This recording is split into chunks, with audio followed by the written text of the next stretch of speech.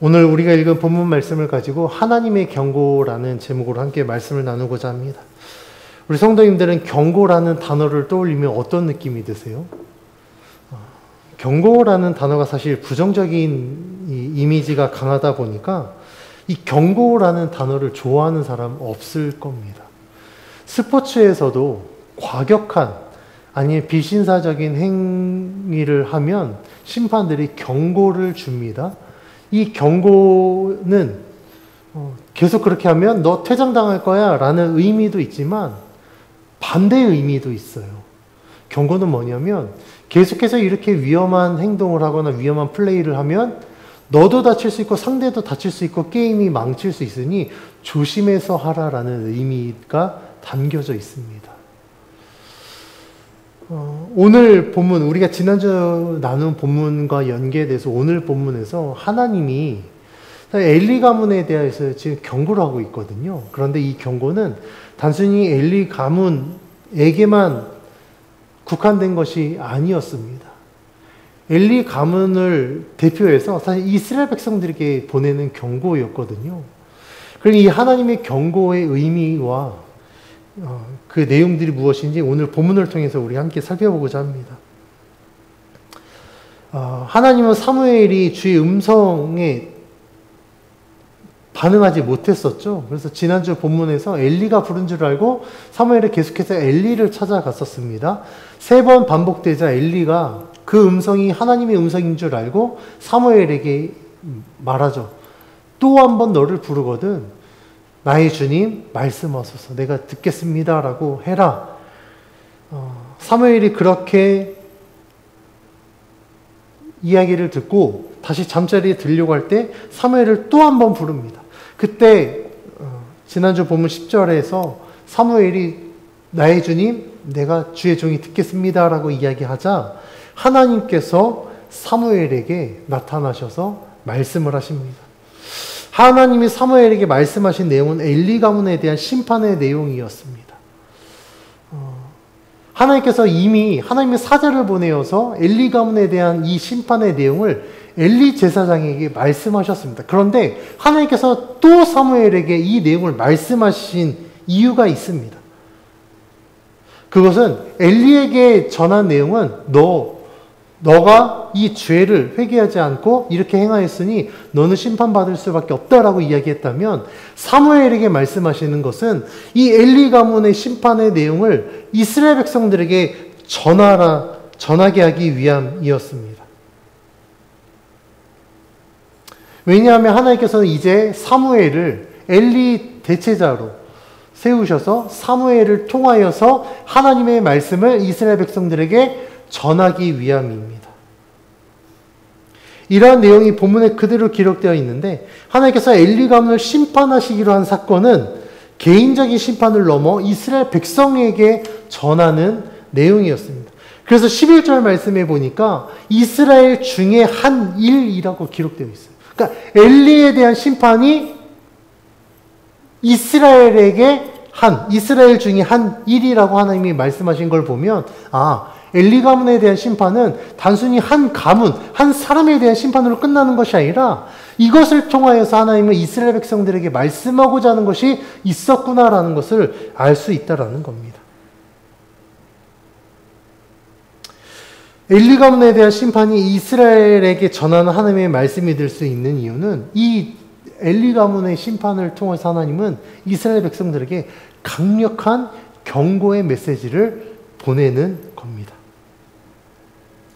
하나님이 엘리 가문을 심판하시기로 작정한 이유에 대해서 13절 말씀이 이렇게 기록하고 있습니다. 13절 말씀 같이 한번 봉독해 봅니다. 시작. 내가 그의 집을 영원토록 심판하겠다고 그에게 말한 것은 그가 아는 죄악 때문이니 이는 그가 자기의 아들들이 저주를 자청하되 금하지 아니하였음이니라. 아멘. 방금 봉독한 대로 하나님이 이 엘리의 가문을 왜 심판하신다고요? 그가 아는 죄악. 이미 엘리는 자신의 죄가 무엇인지 알고 있었다라는 거예요. 그 죄가 무엇입니까? 자기 아들들의 저주를 자청하되 금하지 아니하였다. 아들들의 악행을 듣고서도 그 악행을 멈추지 않았다라는 거예요.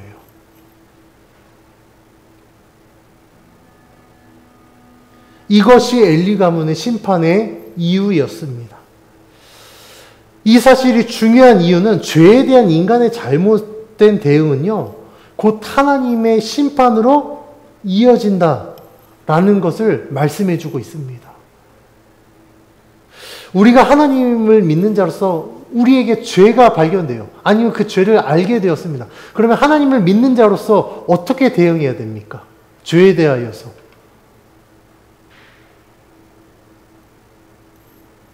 그렇죠. 다 속으로 대답한 거 제가 들었습니다. 죄를 알았습니다. 우리 하나님 믿는 자예요. 그럼 어떻게 해야 돼요? 죄를 회개해야 됩니다. 왜냐하면 하나님 죄를 싫어하시니까. 그리고 하나님은 죄를 심판하시기 때문에 우리 안에 있는 죄는 반드시 회개해야 됩니다. 만약에 내가 하나님을 믿고 있고 그 하나님을 믿는 자로서 내가 죄를 지었어요. 근데 내가 죄를 지었다라는 것을 알고 있습니다. 이 죄는 반드시 하나님 앞에 심판받을 수밖에 없는 것도 알고 있어요. 그럼에도 불구하고 여전히 죄의 문제를 해결하지 않고 하나님 앞에 회개하지 않고 그 죄를 붙들고 있다면 그것은 하나님을 기만하는 행위입니다.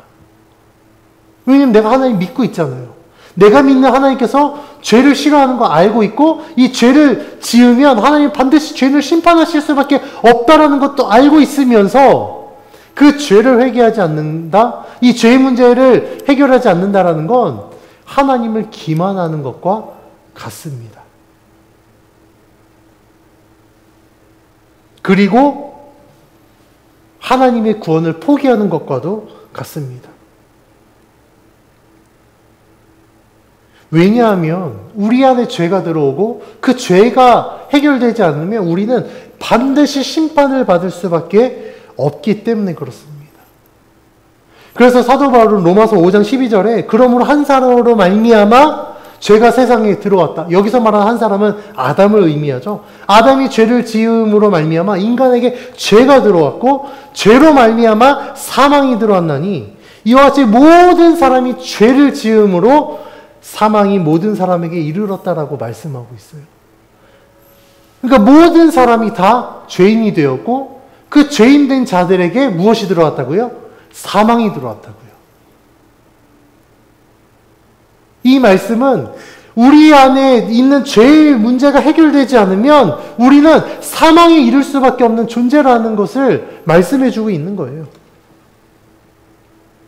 그래서 로마서 6장 23절 말씀에서도 죄의 삭은 사망이라고 이야기합니다. 그러니까 죄는 곧 사망. 이 사실을 우리가 알고 있음에도 불구하고 내가 죄를 지었는데 죄를 회개하지 않는다? 그럼 나는 지금 생명을 포기한다라는 걸 의미해요. 생명을 포기하고 나는 사망의 길을 가겠다.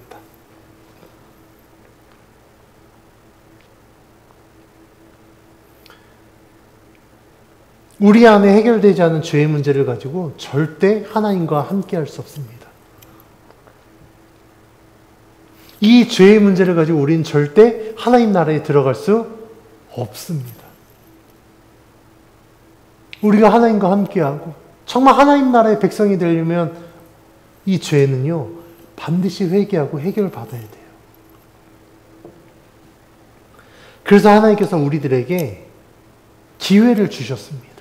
이 죄의 문제를 해결할 수 있는 기회를 주셨어요. 이스라엘 백성들에게, 구약에서 이스라엘 백성들에게는 제사를 통하여서 속죄제와 속건제를 통하여서 자신의 죄를 회개할 수 있는 기회를 주셨고 신약 시대에는 예수 그리스도로 말미암아 그 보혈의 능력으로 우리의 모든 죄를 사해 주시겠다고 약속하여 주셨기 때문에 우리가 예수님의 이름으로 모든 죄를 사하면 그 죄가 씻어질 것이다. 눈과 같이 희게 될 것이다. 라고 주님이 약속해 주셨습니다. 그래서 우리는 죄를 지으면 반드시 이 죄를 회개해야 됩니다. 왜냐하면 그래야만 우리가 하나님과 함께 할 수 있기 때문에 그렇습니다.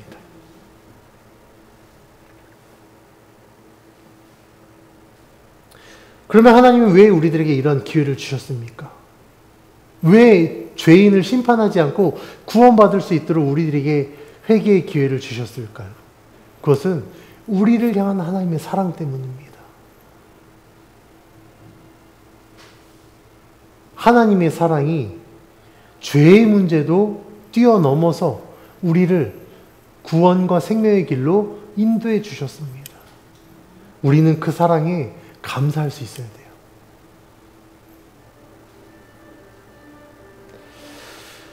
이렇게 하나님의 사랑을 받은 자임에도 불구하고요, 이 죄의 문제는 우리와 사실 뗄래야 뗄 수 없는 문제입니다. 그래서 우리는 늘 죄의 문제에서 넘어질 수밖에 없는 존재인 것 같아요. 근데 중요한 건 죄로 인해서 넘어진 것 자체가 문제가 아니라 이 죄의 문제를 우리가 어떻게 해결하느냐가 중요합니다. 죄 지을 수 있어요. 하나님이 아닌 이상 모든 인간은 죄를 지을 수밖에 없습니다. 성경에 나오는 정말 믿음의 사람들도요, 하나님 앞에 죄 지었어요. 아브라함이 그랬고, 모세가 그랬고, 다윗이 그랬습니다.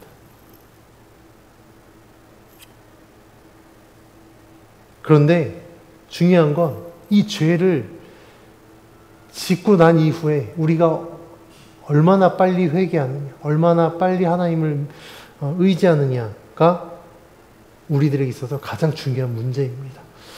사실 하나님께서 엘리 제사장에게 이 심판의 내용을 말씀하셨을 때 어쩌면 엘리에게 주신 마지막 기회였을지 모르겠어요. 그러니까 마지막으로 엘리의 모든, 그의 아들들의 모든 죄를 이야기하면서 너 이런 죄가 있으니 지금이라도 회개하고 돌이키면 내가 용서해 주겠다. 그렇지 않으면 너 심판받을 수밖에 없어라는 하나님의 어찌 보면 마지막 경고였을지 모르겠습니다. 그런데 우리가 성경 본문을 읽어보면 엘리가 하나님의 사자가 이렇게 말씀하셨음에도 불구하고 엘리는 어떻게 합니까? 회개하지 않아요. 엘리가 회개하는 모습 전혀 나타나지 않습니다. 하나님이 그들에게 주신 마지막 기회였음에도 불구하고 엘리와 그의 아들들은 자신의 죄를 회개하지 않습니다. 그래서 하나님은 처음 계획하신 대로 엘리 가문에 대한 심판을 행하기로 작정하십니다. 이러한 내용을 하나님께서 사무엘에게 말씀하신 건 그 내용을 이스라엘 백성들에게 전하게 하기 위함이었어요. 하나님은 엘리 가문에 대한 하나님의 심판을 통해 이스라엘 백성 전체가 죄에 대한 경각심을 갖게 하기 위하여서 이렇게 행하셨을 것입니다. 왜냐하면 당시 시대적 상황을 보면 사람들은요, 하나님을 의지하기보다 자신의 어떤 생각이나 가치관들을 더 많이 의지했어요. 하나님의 뜻에 순종하기보다 내가 원하는 대로 살았습니다. 하나님의 능력을 의지하기보다 세상의 힘을 더 의지하며 살았습니다. 그렇다 보니 이스라엘 백성들의 삶의 자리에서 하나님은 온데간데 없이 사라져버린 거예요. 그러면 뭐만 남겠습니까? 죄만 남게 될 겁니다. 죄가 남으면 그들은 구원받을 수 없게 되니까 하나님은 사실 엘리 가문의 이 심판을 통해서 이스라엘 백성들에게도 동일하게 말씀하고 있습니다. 그래서 하나님의 말씀이 사무엘을 통해 전해졌을 때 어떤 결과가 나타나는지 11절 말씀이 이렇게 기록하고 있습니다. 11절 말씀 같이 한번 봉독해 봅니다. 시작. 여호와께서 사무엘에게 이르시되 보라 내가 이스라엘 중에 한 일을 행하리니 그것을 듣는 자마다 두 귀가 울리리라. 하나님은 하나님이 이스라엘 중에 행한 일을 행할 것이고 그것을 듣는 자마다 두 귀가 울릴 것이다 라고 말씀하세요. 이것을 통해 엘리 가문에 대한 심판이 이스라엘 백성들에게 얼마나 강력한 메시지가 되는지 하나님이 말씀하고 있습니다. 하나님께서 사무엘에게 말씀하신 이 죄에 대한 하나님의 심판의 내용을 우리가 살펴보면 하나님의 심판이 굉장히 단호하다라는 사실을 우리는 알 수 있습니다. 14절 내용을 통해서 하나님의 심판이 왜 단호한지 알 수 있는 14절 말씀 같이 한번 봉독해 봅니다. 시작. 그러므로 내가 엘리의 집에 대하여 맹세하기를 엘리 집의 죄악은 제물로나 예물로나 영원히 속죄함을 받지 못하리라 하였노라 하셨더라. 아멘. 방금 봉독한 대로 엘리 집의 이 죄악은 제물로나 예물로나 영원히 속죄함을 받지 못할 것이다라고 말씀하고 있어요. 제물로나 예물로나 어떤 것으로도 속죄함을 받지 못한다라는 건 하나님 앞에 제사를 드려도 이 죄는 용서받지 못할 것이다라는 걸 의미해요. 하나님께서 내 이 죄는 더 이상 용서받을 수 없는 심판받을 수밖에 없는 것이다 라고 아주 강력하고 단호하게 말씀하고 있는 겁니다. 모든 죄를 용서하시는 하나님께서 아니 어떤 방법으로도 용서받을 수 없다라고 말씀하시는 건 이 엘리 가문에 대한 심판이 반드시 이루어질 것이다라는 하나님의 이 단호한 의지의 표현인 것입니다. 죄의 심판뿐만 아니라 심판의 대상이 제사장과 그의 가문이라는 점도 이스라엘 백성들에게 굉장히 충격적인 사실일 겁니다.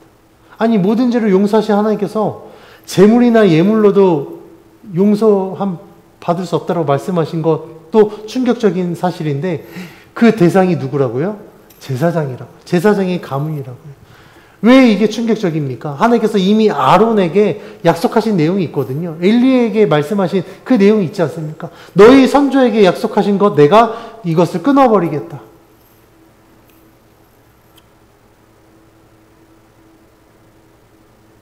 하나님이 언약하신 그 내용들이 엘리의 그 아들들 죄로 인해서 끊어져 버렸다라는 것. 그리고 그것 때문에 심판을 받는다라는 거 이스라엘 백성들에게 있어서 사실 이해할 수 없는 내용인데 왜냐하면 이스라엘 백성들에게 이 정도의 심판은 율법을 지키지 않고 하나님 말씀에서 벗어난 이방인들에게나 주어질 법한 심판이라고 생각했기 때문에 그래요. 그런데 그 심판이 지금 누구에게 임합니까? 평민도 아니에요. 일반 백성도 아닙니다. 제사장이에요. 제사장의 가문에게 이런 심판이 있다라는 건 하나님의 심판, 하나님의 그 역사가 굉장히 두려운 사실이다라는 것을 말씀해주고 있습니다.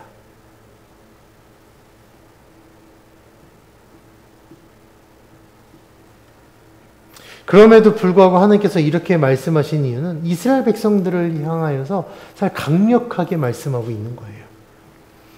하나님은요, 하나님께 범죄하고 그 죄를 회개하지 않으면 그 대상이 제사장일지라도 하나님은 심판하시겠다라고 강력하게 말씀하고 경고하는 것입니다. 죄의 심판에 대한 하나님의 단호함은 이 일이 반드시 이루어질 것이라는 하나님의 약속에서도 보여집니다. 그래서 하나님은 12절 말씀에 이렇게 이야기합니다. 12절 말씀 같이 한번 봉독해 봅니다. 시작. 내가 엘리의 집에 대하여 말한 것을 처음부터 끝까지 그날에 그에게 다 이루리라. 아멘. 하나님이 이렇게 말씀하신 건 내가 지금 말하는 거 빈말 아니야. 그냥 말하는 거 아니야. 나는 이거 반드시 이룰 것이다 라고 말씀하는 겁니다. 하나님께서 사무엘에게 엘리 집에 대하여 말한 것을 처음부터 끝까지 그날에 그에게 다 이루겠다라고 말씀하셨습니다. 이것은 엘리에게 말씀하신 것과도 같은데 하나님께서는 이미 2장 34절에서 이 모든 일들을 하나님 반드시 이룰 것이다. 그것은 홈리와 비나스가 한날에 죽는 것이 나의 심판의 표징이 될 것이다 라고 이미 말씀하셨거든요. 그리고 사무엘에게 다시 한번 말씀하신 것입니다. 내가 엘리의 집에 대해 말한 것 처음부터 끝까지 그날에 다 이룰 것이다. 그러니까 이건 빈말 아니야. 이건 내가 반드시 행할 것이야 라고 하나님이 말씀하는 거예요. 사실 우리는 이 부분에서 하나님의 심판 그리고 하나님의 경고에 대한 두려운 마음을 가져야 됩니다. 왜냐하면 하나님 분명히 사랑의 하나님이시거든요. 우리를 심판하시기보다 구원하기를 원하시는 분이십니다. 그럼에도 불구하고 하나님은 기회가 주어졌음에도 불구하고 회개하지 않으면 그 죄인을 심판하실 수밖에 없습니다. 그런데 세상은 이런 하나님의 심판을 간과하며 살아가요. 지금 당장 하나님의 심판이 이루어지지 않으니까, 그리고 하나님의 존재가 보이지 않으니까 하나님이 아무리 강력하게 경고하더라도 세상은 하나님의 심판을 간과합니다. 그리고 그냥 주어진 대로 살아가요. 그런데 하나님을 믿는 자들은요, 이러한 하나님의 심판의 경고를 절대 간과할 수 없습니다. 왜냐하면 우리가 이미 성경을 통해서 하나님의 심판이 어떻게 이루어졌는지 우리는 알고 있기 때문에 그렇습니다.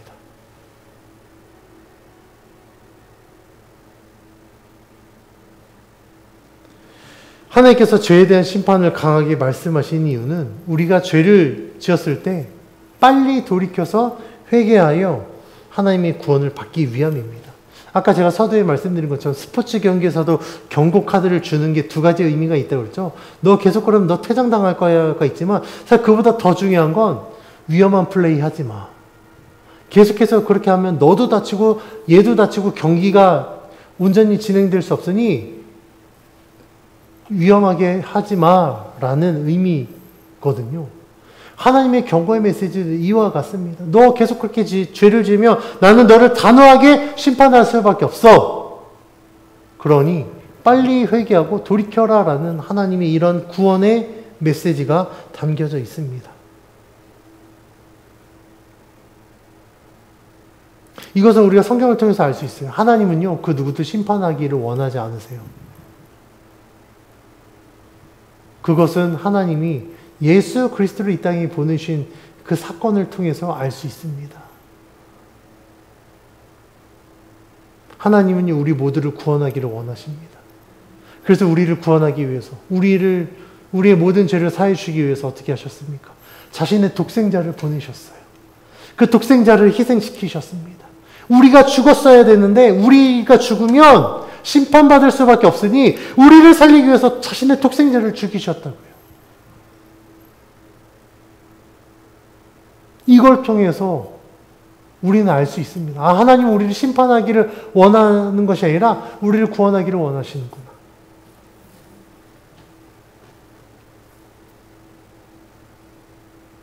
이것을 통해서 우리는 하나님이 사랑의 하나님이시고 구원의 하나님이라는 사실을 우리는 알 수 있습니다. 하나님이 이렇게 죄인을 사랑하셔서 구원하기를 원하십니다. 하나님께서 엘리 가문에게 말씀하신 것도 어쩌면 엘리와 그의 아들들이 회개하여 돌이키기를 원하셨을지 모르겠어요. 이 심판의 내용을 이스라엘 백성들에게 말씀하심으로 말미암아 이스라엘 백성들이 하루속히 죄에서 돌이켜서 정말 하나님께 선택받은 언약 백성으로서 온전한 삶을 살 수 있도록 그들을 돌이키게 하기 위해서 말씀하신 것일지 모르겠습니다.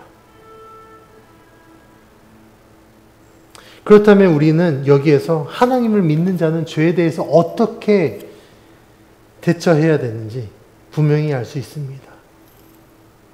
하나님을 믿는 자가 죄를 지었습니다. 그리고 그 죄를 하나님이 말씀하셨든지 내가 깨닫든지 깨달았어요. 그러면 그거 어떻게 해야 된다고요? 회개해야 됩니다. 그 죄를 붙들고 계속해서 그 죄를 행하여서 심판받을 것이 아니라 죄를 깨달았으면 우리는 반드시 그 죄를 회개해야 됩니다. 그러면요, 하나님은요, 우리가 회개한 모든 죄를 용서해 주십니다. 그래서 요한일서 1장 9절 말씀에서 만일 우리가 우리 죄를 자백하면 그는 미쁘시고 의로우사 우리의 모든 죄를 사하시며 우리를 모든 불의에서 구원해 주실 것이다라고 약속해 주셨습니다. 여기에서 중요한 건 선택적이 아니라 모든 죄라고 말씀하셨어요. 우리가 모든 죄를 자백하면 하나님께서는 미쁘시고 의로우사 우리를 모든 불의에서 깨끗하게 하신대요. 다시 말하면 하나님이 용서 못할 죄가 없다라고 말씀하고 있습니다. 이 말씀이 우리가 우리의 죄를 회개해야 될 이유를 말씀해 주고 있습니다. 우리가 이러한 하나님을 알고 있음에도 불구하고 우리의 죄를 깨달았습니다. 하나님이 우리의 죄를 지적하셨어요. 그런데 회개하지 않는다라는 건 우리는 하나님을 기만하는 것과 같은 겁니다.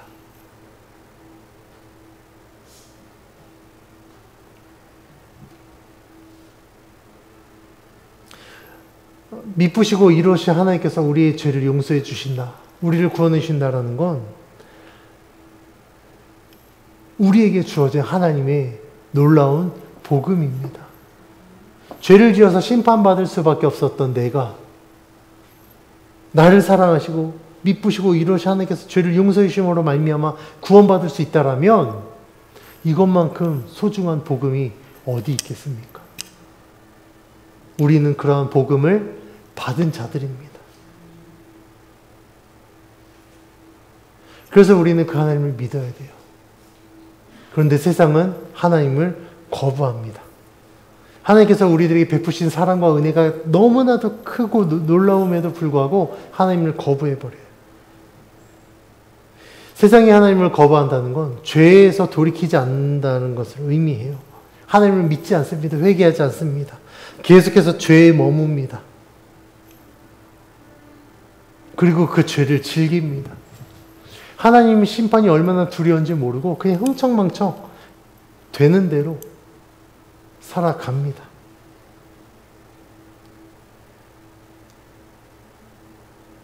그럼에도 불구하고 하나님은 우리 모든 죄를 회개하고 돌아오면 하나님은 우리를 용서해 주십니다.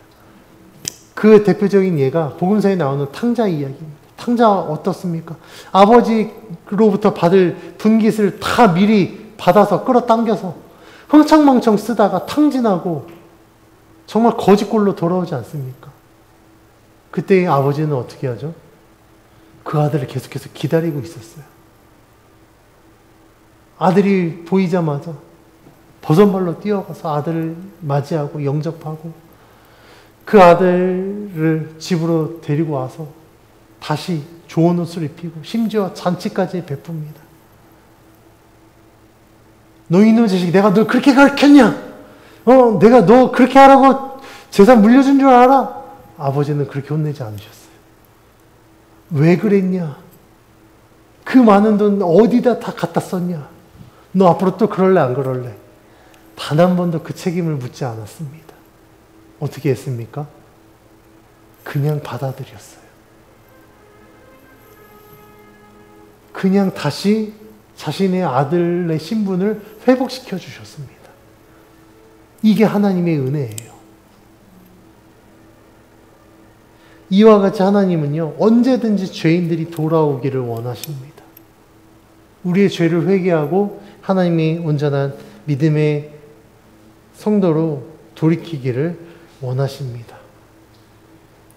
그런데 세상은 우리를 그냥 두지 않습니다. 하나님의 죄에 대해서 계속해서 경각심을 무너뜨려 버려요. 그러니까 세상에서 우리는 하나님의 심판을 듣지 않습니다. 그리고 주어진 대로, 되는 대로 살게 만듭니다. 그 결과 세상은요, 타락하게 돼요. 우리가 성경을 보면 하나님의 심판, 강한 심판이 있었을 때 인간들은 그 심판을 깨닫지 못합니다.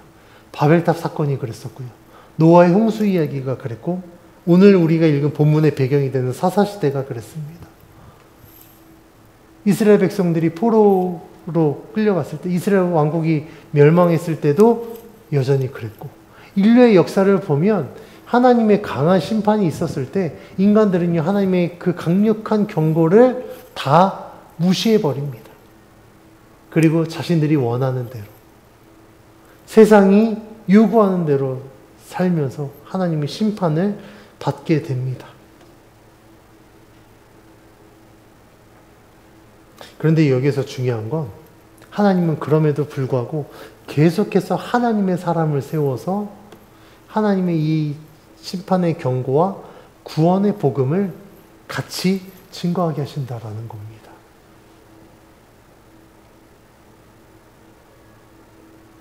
그래서 우리는 하나님에 대해서 바르게 알아야 됩니다. 하나님은요, 심판하시기도 하지만 심판보다 더 중요한 건 하나님 우리를 구원하시는 구원자라는 사실이에요. 하나님의 강력한 이 심판의 메시지만을 생각하면 하나님 가까이 하기에 너무 두려운 존재입니다. 아니, 우리를 심판하신데 심지어 제사장의 가문, 그에게 하신 언약까지도 끊어버릴 만큼 하나님 두려운 존재야. 여러분, 하나님 앞에 가까이 갈 수 있겠습니까? 두려워서 가까이 못할 겁니다.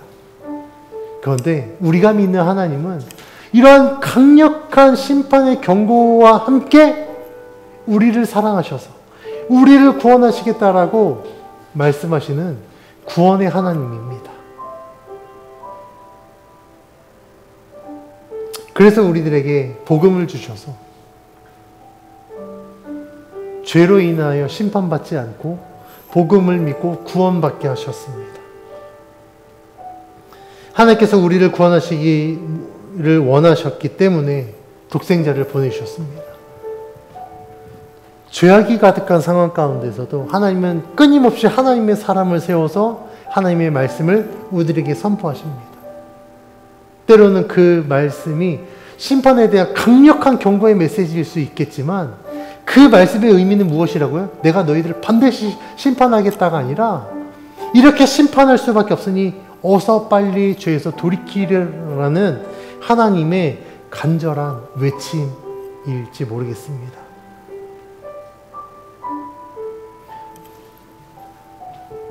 그래서 우리는 하나님의 말씀을 잘 알아야 됩니다. 죄에 대한 하나님의 경고는 우리를 심판하기 위함이 아니라 구원하기 위함입니다.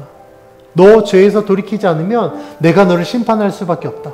그러나 너가 죄를 회개하고 다시 돌이켜 오면 내가 너를 용서해 주겠다. 내가 너를 구원하겠다라는 하나님의 말씀입니다.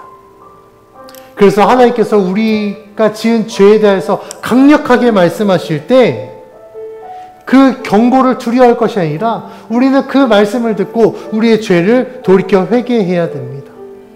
경고를 무시하고 사망의 길에 가지 말고 돌이켜서 구원받은 하나님의 백성이 되어야 됩니다. 하나님 우리를 심판의 대상으로 삼지 않습니다. 우리를 구원의 대상으로 삼으십니다.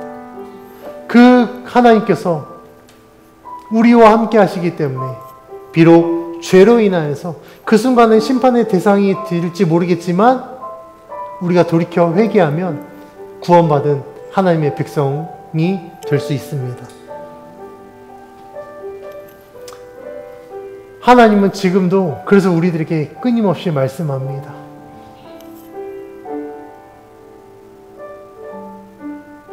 혹시 우리 성도님들의 삶 속에 아직도 해결되지 않은 죄의 문제들이 있으십니까? 그 문제로 인해서 하나님이 강력하게 경고하고 있지는 않으십니까? 그렇다면 지금도 늦지 않았습니다. 하나님 앞에 나의 모든 죄를 회개하고 돌이키십시오. 주님 앞에 맡겨드리면 하나님은 우리의 모든 죄를 사하셔서 반드시 우리를 용서해 주실 줄 믿습니다. 그것이 하나님의 은혜이고 하나님이 우리들에게 주시는 복음인 줄 믿고 온전히 구원받은 백성으로 살아가는 저 여러분이 되길 주의 이름으로 간절히 축원합니다.